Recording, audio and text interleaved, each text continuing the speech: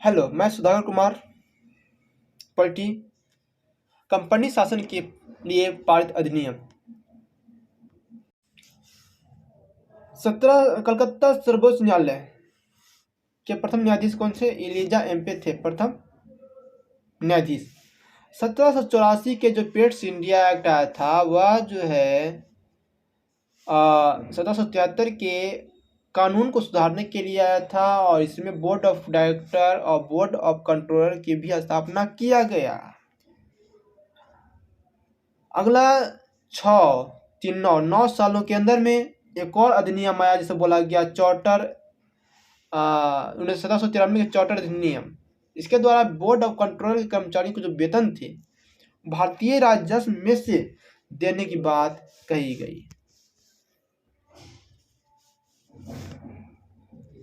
1813 के अधिनियम द्वारा ईसाई पादरियों को भारत में आने की अनुमति प्राप्त हुई और व्यापार पर से कंपनी ईस्ट इंडिया कंपनी का जो अधिकार है समाप्त कर दिया गया, चीन के साथ व्यापार और चाय का व्यापार को छोड़कर। 1833 के अधिनियम द्वारा पूर्णतः कंपनी का व्यापार पर से अधिकार समाप्त कर दिया गया तथा गवर्नर जनरल के परिषद में कानूनी सदस्य के बाद नियुक्ति की बात कही गई। इस अधिनियम द्वारा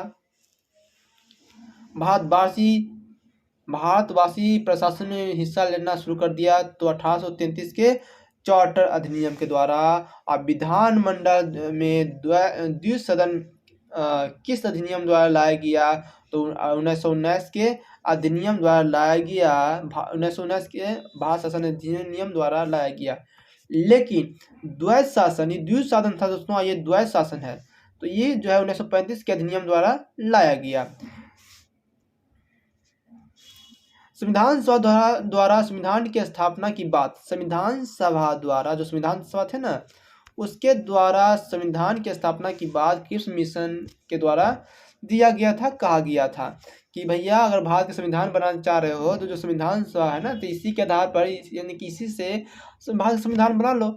तो यह जो बात कहा था क्रिप्स मिशन का था। ये आपको ये बताना क्रिप्स मिशन कब आया था और अगस्त प्रस्ताव कब आया था। चलिए, संविधान निर्माण में कुल कितना संविधान की बैठक हुई थी? तो 12 गो संविधान बैठक हुआ था। संविधान सभा के झंडा समिति के अध्यक्ष कौन थे? राजेंद्र बाबू थे। और संविधान सभा की कार्य समिति के अध्यक्ष कौन थे? तो जीबी मावलंकर, बोले तो गणेश वासुदेव मावलंकर थे। और संविधान सभा के संवैधानिक सलाहकार कौन थे? BN राव था। वहीं बात किया जाए संविधान सभा के प्रारूप समिति के अध्यक्ष कौन थे? तो BM अम्बेडकर थे, यानी कि भीम राव अम्बेडकर। संवैधानिक सलाहकार BN राव और प्रारूप समिति के अध्यक्ष भीम राव अम्बेडकर। थोड़ी सी और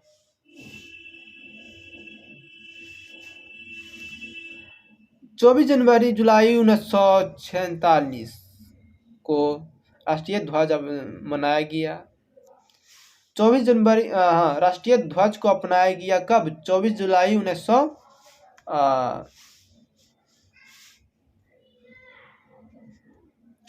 24 जुलाई राष्ट्रीय ध्वज को कब अपनाया गया? तो 22 जुलाई 1947 को। जनगणना को कब अपनाया गया?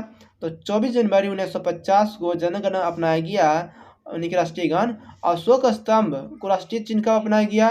तो 26 जनवरी 1950 को। और सर्वोच्च न्यायालय की स्थापना तो 26 जनवरी को हुआ था, लेकिन उद्घाटन कब किया गया है? 28 जनवरी 1950 को। जय हिंद, जय भारत।